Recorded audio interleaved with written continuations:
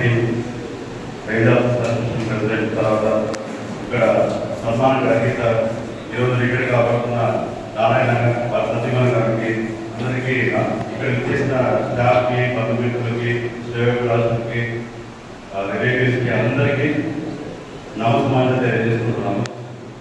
మన నారాయణ గురించి చెప్పాలంటే ఆల్రెడీ మనందరూ ఇక్కడ చూస్తున్నాం. ఇక్కడ ఎంతమంది వచ్చారో వాళ్ళందరినీ చూస్తే మనకు అర్థమైపోతుంది అందరూ ఏ విధంగా పనిచేశారు. ముఖ్యంగా ఈ పల్మేరీలో అతను రిటైర్ అయ్యే ముందుగా చాలా హార్డ్ వర్క్ చేసి పల్మేరీ స్టేట్ ఆఫ్ పల్మేరీ అంటేనే ఏనుగులు. ఈ ఏనుగులు ప్రతిరోజు ఎక్కడెక్కడ ప్రాబ్లమాటిక్గానే ఉంటుంది. ఇవన్నీ ఎదుర్కొంటూ స్టాఫ్ మెంబర్కి ఇన్స్ట్రక్షన్స్ ఇస్తూ నడిపిస్తూ చాలా బాగా ఇక్కడ ఏనుగులకు సేవ చేసుకొని ఈరోజు రిటైర్డ్ అవుతున్నాను అనమాట. చాలా సంతోషకరంగా ఉంది. అలాగే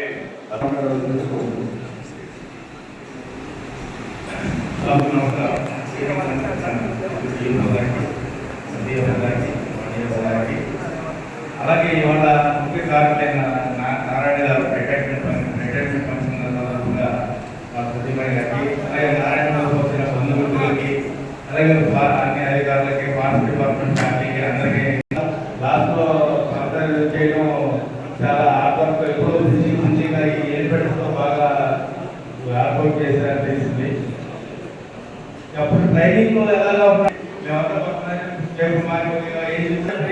లేకపోతే నారాయణ చూసినా చాలు నాకు ఆ టెన్షన్ ఫ్రీ అవుతారు అనమాట. అంటే సరదాగా మా సర్కిల్లో కూడా ఒక రేంజ్ ఆఫీసర్ ఒక ఏవో రిటైర్మెంట్ ఉన్నా కానీ కంపల్సరీగా నేను రావాలని చూస్తే చాలా మంది వచ్చారు. కాబట్టి ఆయన ఇక్కడ చేసిన సేవలు ఏంటో అందరికీ తెలుస్తుంది. కాబట్టి ఇంకా ఆయన సేవ జీవితం రిటైర్ అయిన తర్వాత మేము ఫోన్లో చేస్తున్నాము. అప్పుడు సార్ వచ్చారు.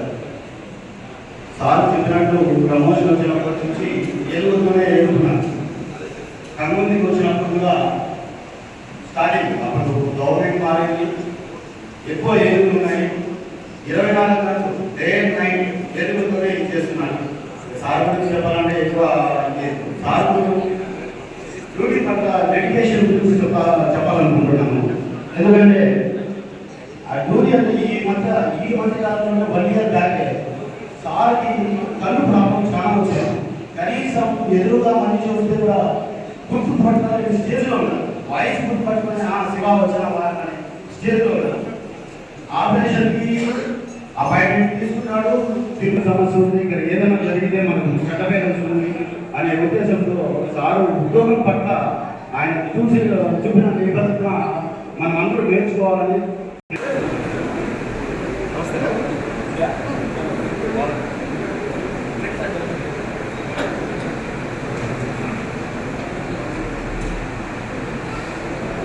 ఇప్పటికే కారణాలు కావడం వల్ల మొదటిగా వేదిక మీద ఉన్న వీరప్రసాద్ ఒకరిగా మాట్లాడాల్సి కోరుతున్నాం. ముందుగా పవన్ కుమార్ గారు మాట్లాడవచ్చు.